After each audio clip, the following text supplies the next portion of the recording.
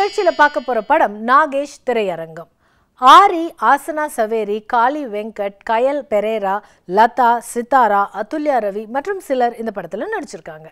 நசாத்தின் ஒளிப்பதிவில் ஸ்ரீகாந்த் தேவாவின் இசையமைப்பில் இந்த படத்தை இயக்கியிருக்காரு முகமது இசாக், தயாரிச்சிருக்காரு ராஜேஷ் யம்ராஜன் அண்ட் புனிதா ராஜன். இந்த படத்துடைய கதை, ஹீரோ ஆரி தன்னுடைய சொந்தமான நாகேஷ் திரையரங்கத்தில் இருக்கிற பேய் விரட்டி அதை விற்கணுங்கிறதுக்காக தன் நண்பன் காளி வெங்கட்டோட அங்கே போறாரு. அங்கே இருக்கிற எல்லாருமே பேய் விரட்டவே முடியாதுன்னு அவரை பயமுறுத்த கயல் பெரேரா மட்டும் கொஞ்சம் நம்பிக்கை தராரு. அதனால ஆரி அந்த திரையரங்கத்திலேயே தங்குறாரு. ஆரியோடைய காதலி ஆசனா சவேரியின் உருவத்தில் அங்கே பேய் வந்து பல முறை ஆரியை மிரட்டவும் காதலிக்கவும் செய்யுது. அது மட்டும் இல்லாம ஆரியின் கனவுல வர எல்லாருமே ஒவ்வொருத்தரா கொல்லப்படுறாங்க.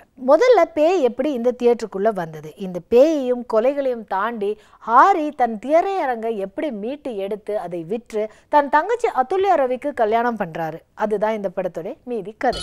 ஹீரோ ஆரி ரியல் எஸ்டேட் புரோக்கராக இருந்தாலும் தன்னுடைய திரையரங்கத்தை பேய்கிட்ட இருந்து மீட்டு அதை விற்க போராட முயற்சி செய்யும் காட்சிகள் பயமும் பதட்டமும் நிறைந்தது. குறிப்பாக பேயிடம் சவால் விடும் காட்சி அவர் நடிப்பிற்கான முன்னேற்றம். காளி வெங்கட் ஒவ்வொரு காட்சியிலும் ஆரியுடன் சேர்ந்து பயத்தை கூட்டியிருக்கார். ஒளிப்பதிவாளர் நசாத், படத்தின் பெரும்பாலான காட்சிகள் பழைய திரையரங்கில் எடுக்கப்பட்டு பயத்தை கூட்டி இருப்பதற்கு முக்கியமான காரணம் இவருடைய ஒளிப்பதிவும் அதற்காக வைக்கப்பட்டிருக்கும் கோணங்களும் தான்.